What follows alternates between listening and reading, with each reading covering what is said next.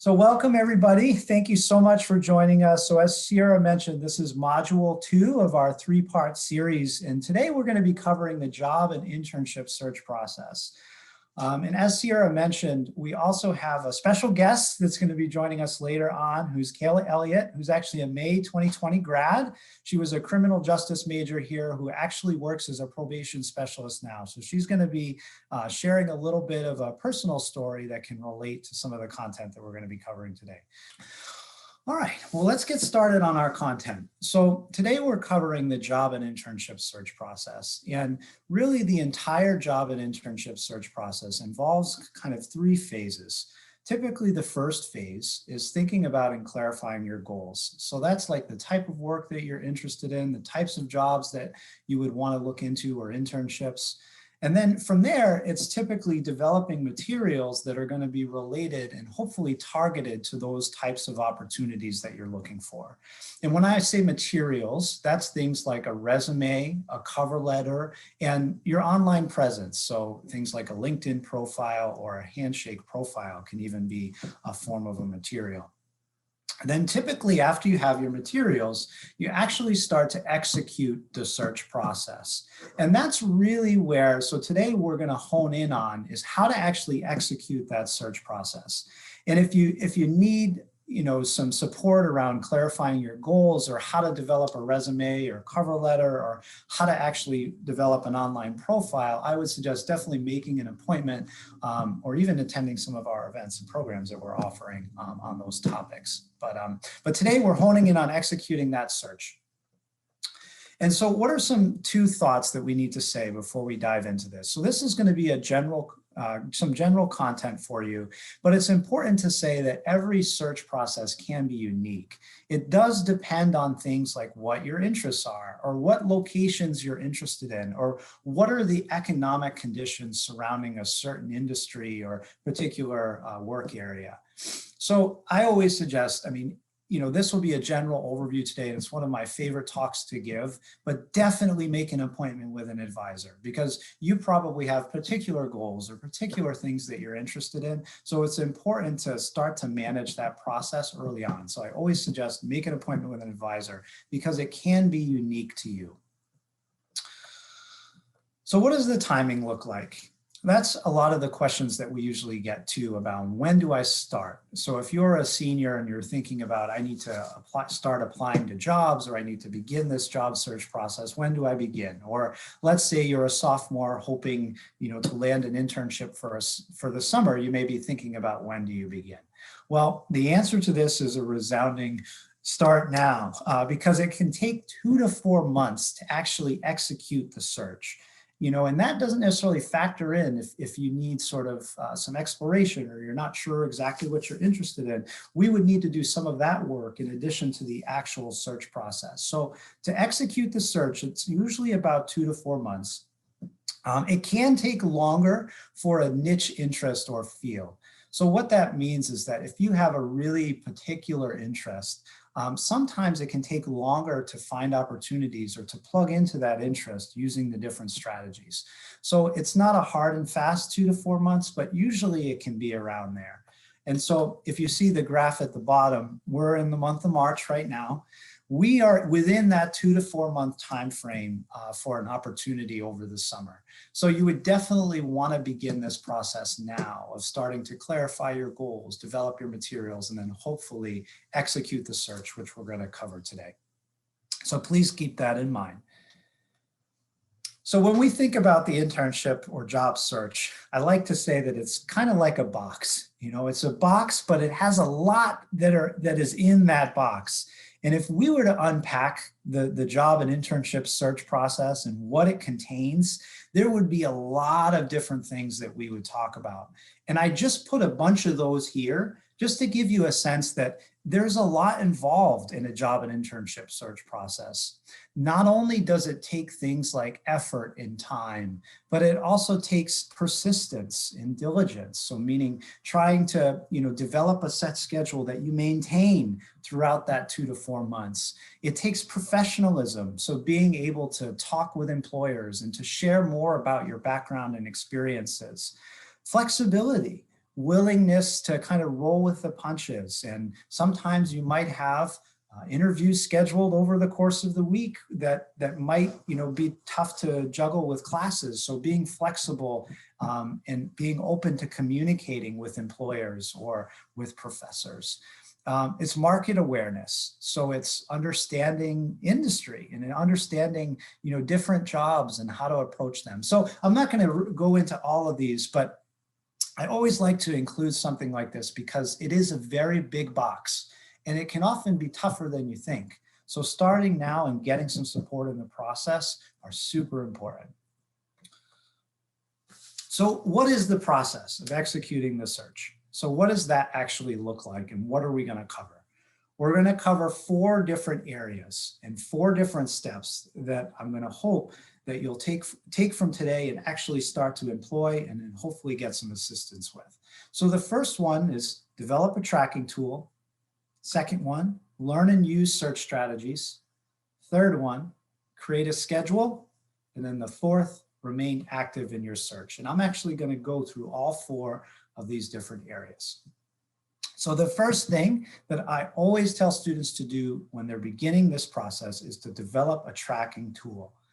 And what do I mean when I say a tracking tool? Well, there are a lot of different ways to track and to keep track of things that you do. Excel is a very handy tool for this type of thing. There are other ways. I've seen students use a Word document and you've used tables. I've seen it done in a handwritten format. I've seen it with a Google Sheet, that someone created. There's a lot of different ways that it can be done, but it's very important that anything that you do through a job and internship search, you begin to track and you begin to keep track of it early on. So we have any resource that I talked to you about today is actually available on our website as well. So you see this link, ccpd.rw.edu. Actually take a quick detour. And under this resources tab, there's actually a button that says job and internship search strategies. And if you scroll down, one of them is a tracking spreadsheet. So you can use the one that we've created as sort of a model, or you can create your own method and way of doing this, but very important to have a place that you're going to start to keep track of the things that you do during a job and an internship search. And that could involve things like applying to companies or doing outreach. And we're going to talk to, I'm going to talk to you a bit about what some of those things are in a minute. So that's the first thing. Track before you act. Keep that in mind. We want to have some kind of tool that we can keep track of things. So let's say you've figured out how you're going to keep track of things. You've developed a tool or you've looked at that tracking site. What's the next thing that you want to do? Well, the next thing is you actually want to learn how to use different search strategies to find jobs and internships. And some of those search strategies involve different websites and different places to go. And so that's what I'm going to give you a tour of in the second portion about what the 3 main strategies are and how to actually use them, along with some websites that'll help you get started. So the 3 main strategies for searching for an internship or job are what they call posted positions, a targeted search, and networking. Now, an easy way to remember this for those of you that like alliteration is postings, places, and people. So postings, job advertisements, that's what postings are. Places, companies, and people, other people. So postings, places, and people are the 3 main strategies. And what's interesting to know, and we'll get into this a little bit later, is that in that tracking tool, you'll actually see 3 different sheets for those: postings, people, and places. So down there. So whatever tool you have, it'll be important for each of the search strategies to start to keep track of those activities. So what's the first strategy? Well, the first strategy is what they call posted positions. So that's the postings. And what that usually refers to is finding advertised openings, so job advertisements, and typically following the instructions to apply. And usually that involves a resume and a cover letter at the very least. are the things that you want to submit. And most often, this is what people think about when they think about, I'm going to go do a job and internship search. You think about postings. It really is only one strategy, though, and only one part of the process. It is important to talk about just the same. So how do you find postings to apply to? Well, typically you use what are called job boards, and there are a variety of different job boards. One of them, believe it or not, is Handshake. So many of you may have logged into Handshake or made an appointment before or looked at different events. Well, Handshake actually has jobs and internships that are advertised there. I think last time I checked, there was like over 7,000. So there are a lot of jobs and internships that are advertised on Handshake. But whenever an employer contacts our office or contacts the university and says, hey, I want to hire Roger Williams interns, we direct them to the Handshake platform. So anyone that calls us and says that we're hoping to recruit, we direct them there and they create an advertisement or an opening for you then to apply to. Other times employers request approval on their end to advertise their openings with us. So it's a more targeted job board in that it's geared towards undergraduates and recent alumni, and you know that the postings are in there are likely going to be geared towards you and that population. There are, of course, other job boards out there.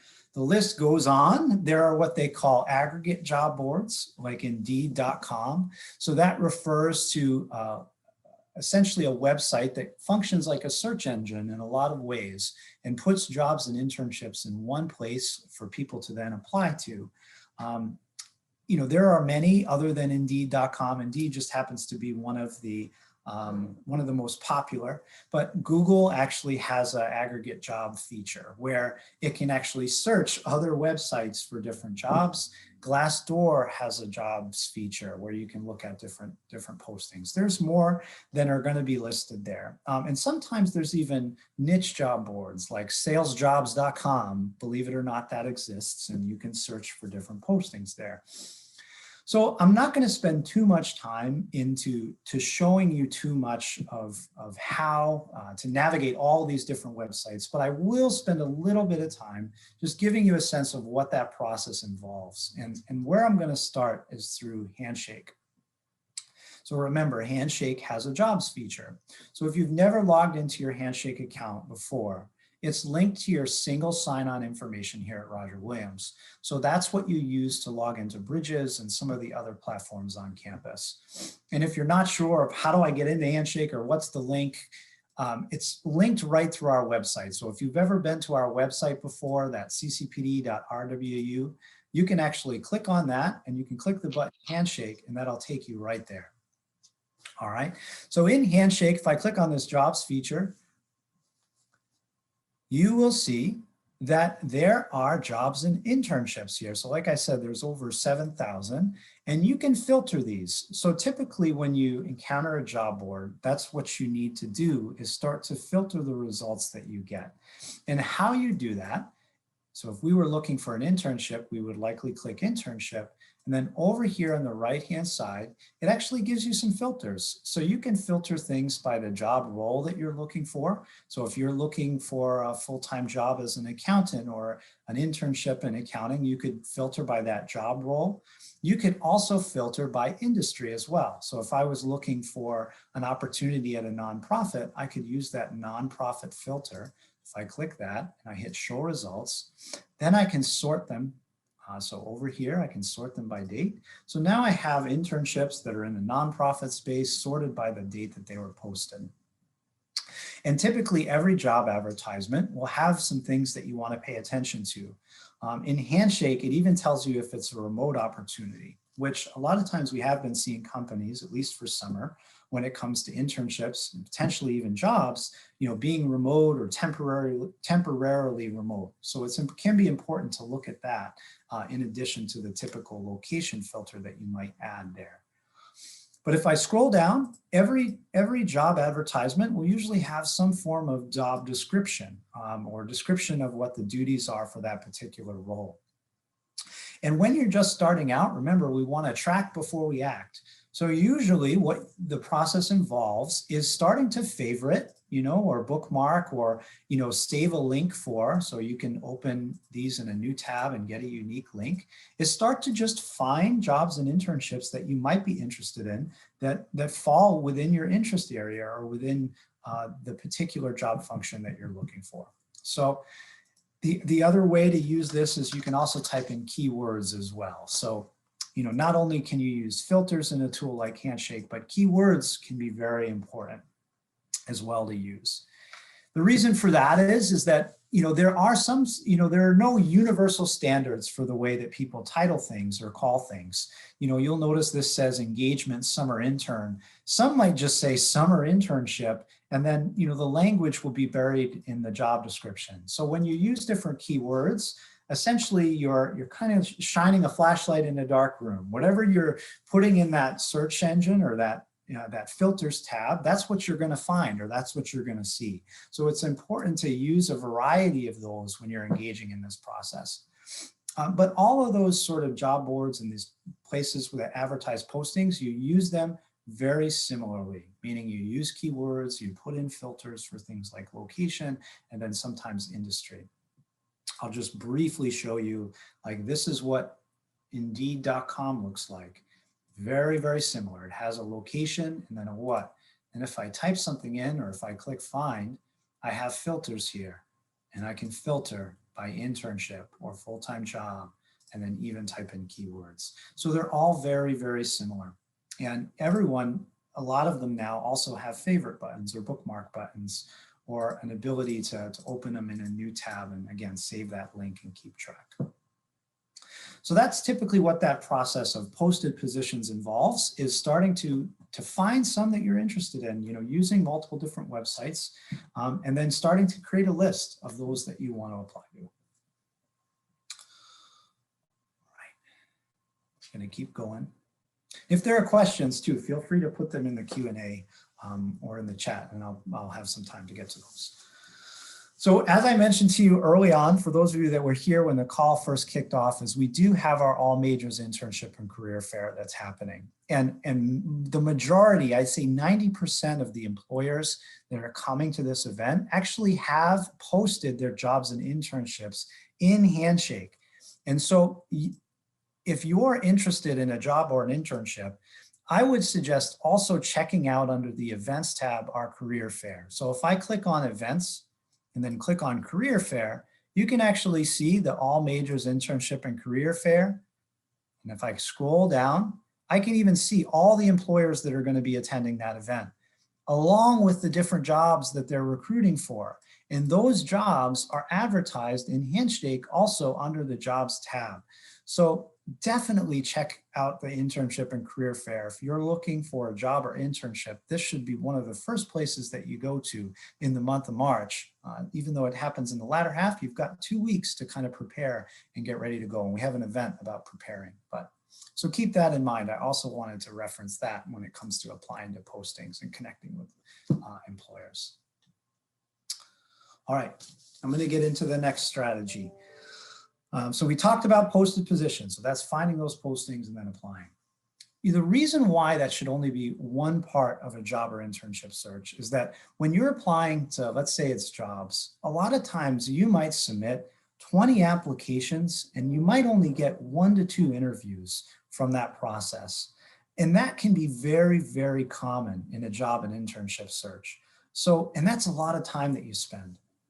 And so it's usually not where, when you're thinking about budgeting your time, you might have some where you're applying to postings, but that's where these other 2 strategies also come into play. So what they call the targeted search, that refers to identifying companies that you're interested in and then choosing an approach from there. So rather than starting with the job advertisement, you're starting with the company. Now, there are kind of 3 things that can happen. So a lot of times when you find a company, sometimes you might find an advertisement on their website, which is great. I mean, if you find an advertisement and you didn't see it on Indeed or Handshake, that's okay, because those search engines or those tools aren't necessarily going to pick up everything. But other times you can even conduct outreach. And this is especially true for internships. So you see, internships, just because a company isn't saying like summer 2021, interns apply here, doesn't necessarily mean that they can't support an intern. So conducting outreach to companies should be something that you definitely want to engage in when you're conducting that process. And even when it comes to jobs, hiring can be very fluid. And sometimes things are happening internally that haven't quite reached the public yet. So sometimes even just inquiring about the potential for an opening and communicating your interest can turn you on to something that might be posted in the future, or at least get a conversation going. So how do you find companies of interest? Well, they're just like job postings. There are a lot of different places that you can do that. Handshake, believe it or not, also has an employer database. There are a lot of others, like there's a website called buzzfile.com. And remember, all of these we have in our resources tab under job and internship search strategies, where you can find a lot of those websites and things that I'm talking about. So if you're not able to scribble it down, definitely check out our website. So how do you find companies? Well, a lot of different tools, sometimes depending on your interest. I mean, I've once worked with a student that was really interested in getting employed at a hospital. So we didn't necessarily need to use an employer database or anything. Like, we just used Google Maps and found all the hospitals in the particular radius in the area, and those became potential targets. Another example of this, I had a student that was interested in interning in a school counseling office, so like a guidance office in a public school. Well, the Rhode Island Department of Education has a huge list of all public schools, and you can go on their pages and get contacts. And so, like, not always are you going to use a website like this. It does depend on what your interest is. Especially in that school example, that student actually ended up doing outreach to those targets that they identified. So I'm just briefly going to show you in Handshake where that employer tab is. So if I click on jobs and I click on employers, you'll notice that there's over 500,000 employers that are in this directory. And I can scroll down and I can filter them by industry. I can type in keywords, and I can even filter them by size. So let's use the healthcare example. If I click on healthcare, I can type in a location, Providence RI, and then I can filter those employers out by things like size. And then each one will have a profile, whereas sometimes you can get the contact information for a hiring manager or the company email, and then obviously a link to the website. So that is what the targeted search involves. It involves identifying those employers using a directory and then eventually choosing your approach. So you would, search on their careers tab if they have a posting, and then if not, actually potentially approach a company. Now, I'm not going to get into too much of how you would write an email or how you'd have that phone call, but that's why I said definitely recommend following up with an advisor. We can talk more about how to approach that. All right. Our last strategy for today is networking. So networking is the most effective search strategy. So we just went into the applying to postings and then the targeting companies and potentially doing outreach. Networking involves starting with people. So it's all about tapping into what they call the hidden job market. So those advertisements that aren't necessarily posted yet, the things that are going to happen potentially in the future that aren't even advertised or listed. Networking is a way that you can access them. And typically that starts with people that potentially that or people that are in your network. And we're going to talk specifically about the Roger network for this process. And a lot of people are kind of afraid of this term networking. Well, networking, it's a fancy way of saying that learning about something that you're interested in by connecting with others that are interested in that same thing. So it's connecting with others around a shared interest. And usually it involves a type of information exchange. And in this case, that information exchange is around the career path that that person is in. So it's a way to learn and connect with someone.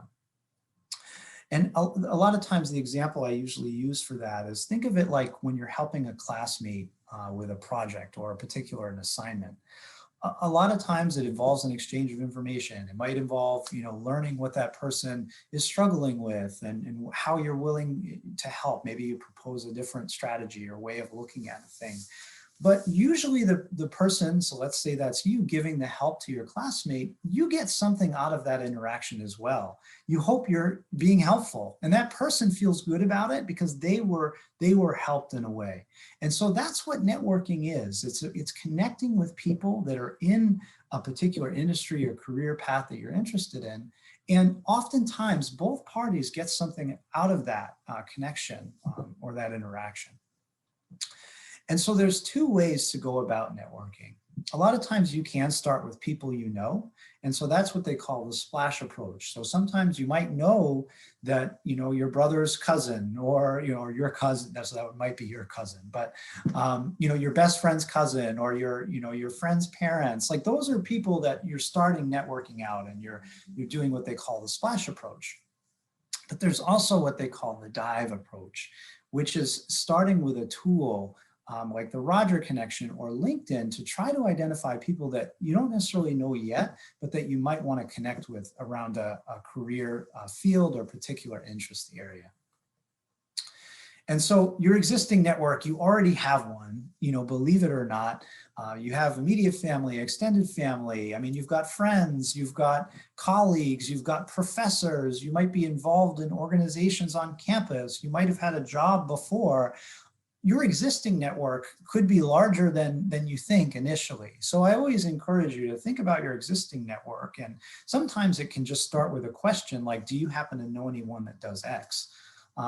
Other times you have to take that dive approach. And so how do you take that dive approach and how do you network in when you might not necessarily be able to think of somebody that's in that particular field that you already know that you can connect with? And so how you do that is what they call a scheduled informational interview.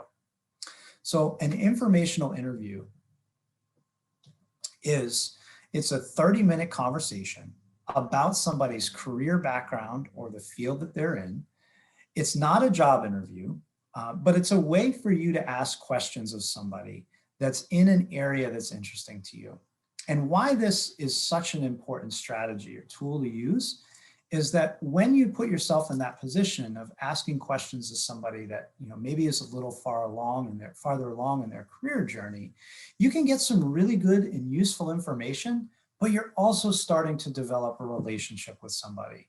And often that's what will happen is the person will, when you're asking your questions, start to ask about you, and you'll start to have a conversation or a dialogue, and that creates a relationship.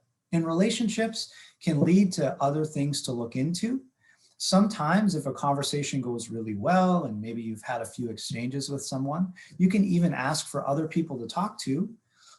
Other times you might connect with multiple people at one company and then a job opens up. Well, now you know 4 people at that particular company, which really can strengthen your chances when you're submitting in a job application or if you apply. You could reach out to those people. So it's really about developing relationships with people that are in areas that are interesting to you. So how do you do that? Well, I'm not going to tour this in depth, but we have a tool called the Roger Connection, and there are over 700 alumni that are in that tool that are willing to talk with you about their background, about their career path, the fields that they're interested in.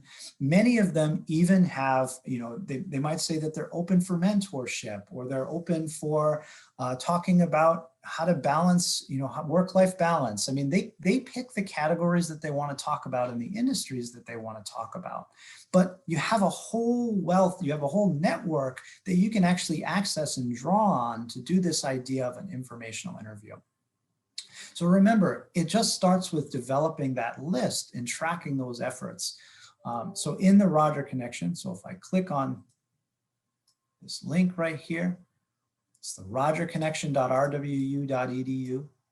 Remember, everything is linked from our website too. If you've been following along, like Handshake has a button and so does a Roger Connection. And just like Handshake, it's linked right to your single sign-on information. So you can put that in there and that'll help you create an account. But in here in the Roger Connection, I can click on that network tab and I can see Wait for it to load. There's over 700 alumni, and then you can search them and filter them just like you can jobs. So that's the other strategy, starting with people. Seems like internet is going a little slow, but that's where it is. And just like I mentioned previously, if you do identify those alumni, I would strongly encourage you to make an appointment with an advisor, and we could talk about how you have those conversations or questions to ask, outside of the scope of this presentation. All right, so I'm winding in for a close. The last thing is to create a schedule, okay? When you're conducting a job and internship search, you wanna have a schedule that you use. Your schedule is gonna look different than other people's schedules. You have a different class schedule, but your idea is going to be to make a weekly or a daily schedule where you can really maximize your time and incorporate the 3 strategies that we talked about: identifying postings and applying, looking into companies, and potentially identifying alumni or people in your network that you want to connect with. What could a schedule look like? Well, let's say this is a Saturday, right?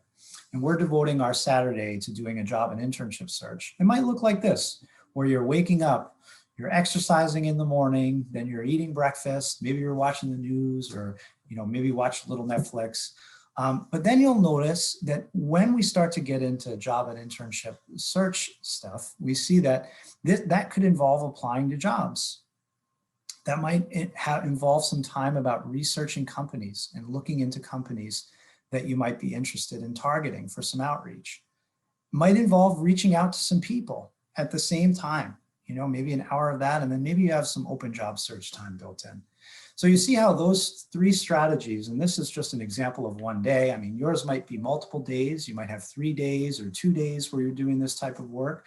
But the idea is to budget time for all 3 of these different things and try to, really maximize the time that you're spending. Because obviously the more people that you connect with and the more companies that you do outreach to, the more lines you have in the water, the more likely you are to catch a fish. So that's that idea. The last thing is to remain active in your search. So I can't stress enough that a job and internship search is a marathon and it's not a sprint. And if we think of that 2 to 4 month process, I mean, you might go through a couple weeks and you might have some interviews and you might land a job or internship, but often that time is over the course of that, over a longer time period than just a few weeks. So that's why that idea of being persistent and diligent with that schedule that you create for yourself is really important.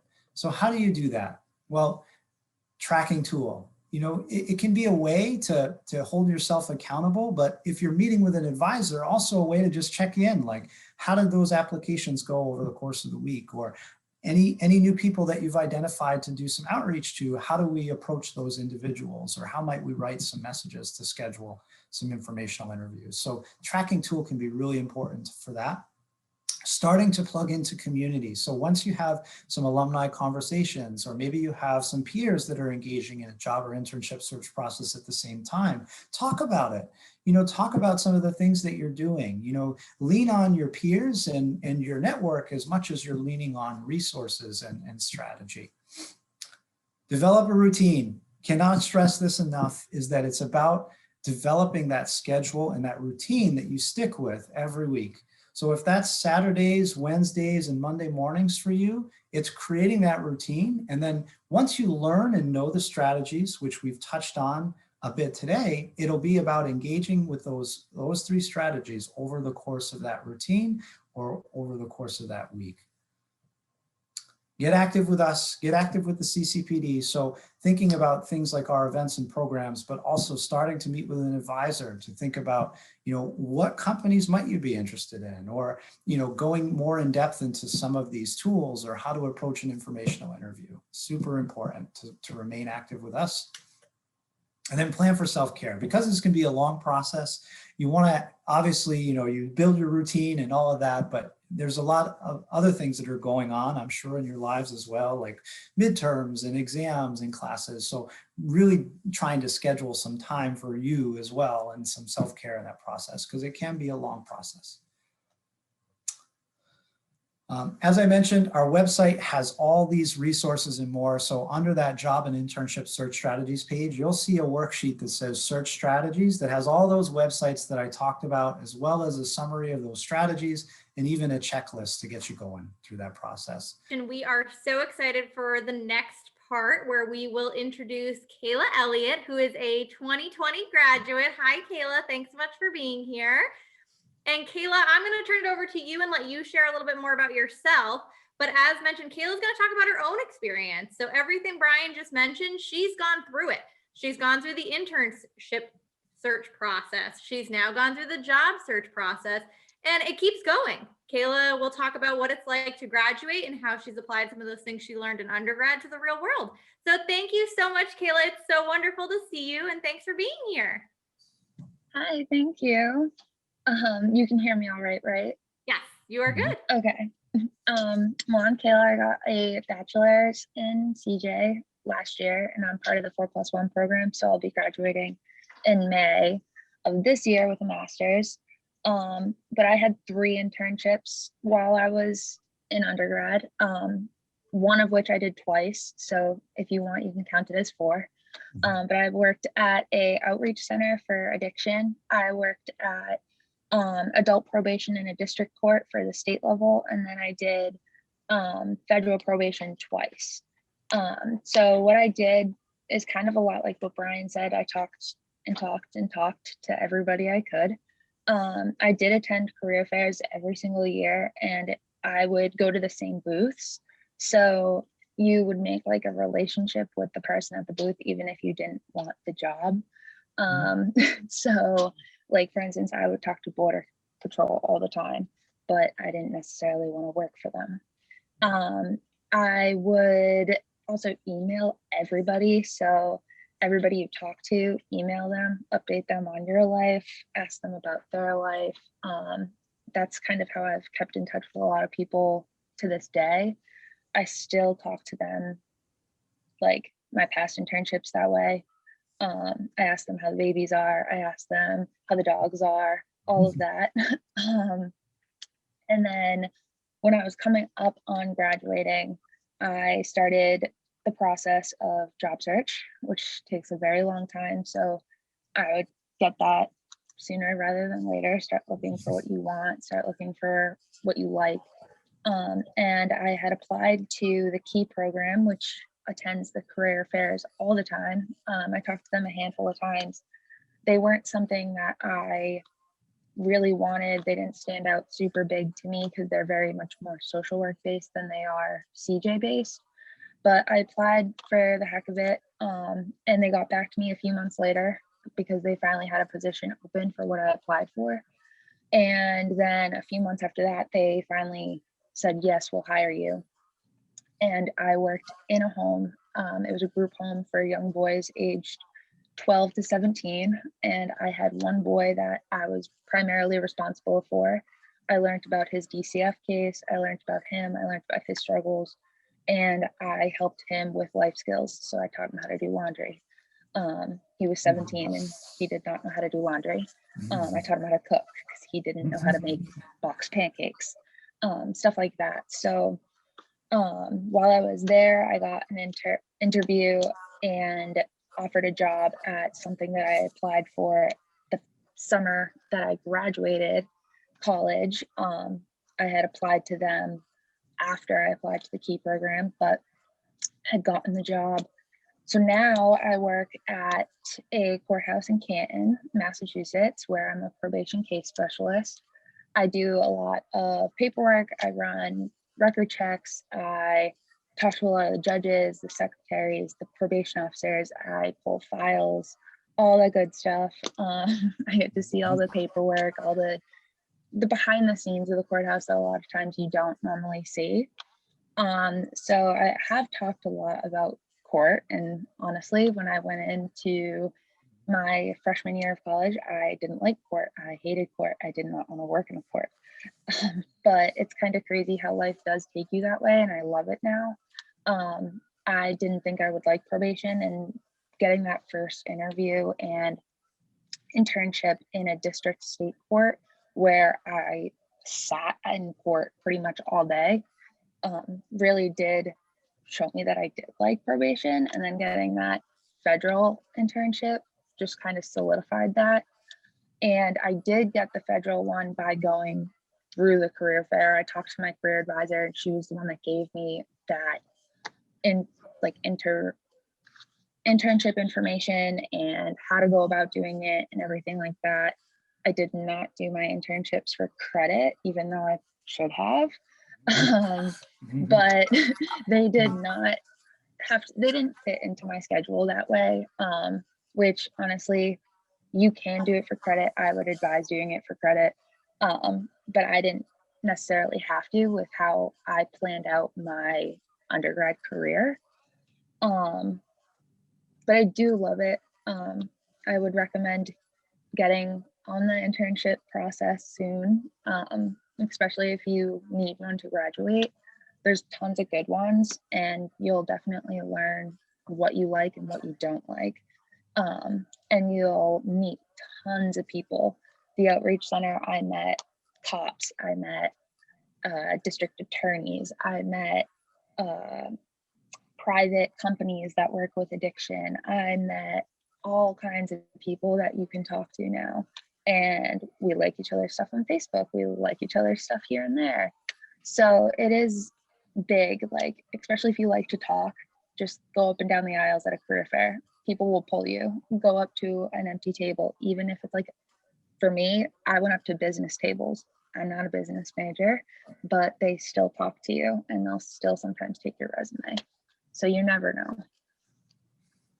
Kayla, you do have a question, which is, did you have a mentor that helped you in the search process and networking? I wouldn't say I had like a specific mentor, but I did have a lot of people that I looked up to and talked to. So I talked to my career advisor a lot. I was always in there. But I also did keep in touch with like one or two people that my family even knew, that I would ask like, hey, like, can you look over my resume? Or hey, can you like sit and like kind of gauge me through like different questions I can ask for this job? I would print off the job listing, and I brought one of them into my internship once, and I showed it to them, and I was like, where do I fall? Because there were different levels. And she was like, you fall into this category. So if they ask like how much you want to make, like tell them like, I'm telling you, this is where you fall. You have another question too. So this one is, would you say it's worth going to the career fair even if you're not sure what you want to do yet? Yes. Yes. Freshman. We did not tell her to say that, everyone. She's saying that on her own. Yeah. Freshman year, I walked into college saying I wanted to be in the FBI, that I was going to travel the world, and that's what I was going to do. I was going to be an FBI agent. I was going to be a profiler, just like on Criminal Minds. And I ended up talking to people like the Key Program, like probation, like Border Patrol, the Secret Service. And you really learn not only the different agencies or the different companies, but there are companies that go there that I didn't even know fell into my major or looked at people like me. So you never know. So I would highly, highly recommend it. Yeah.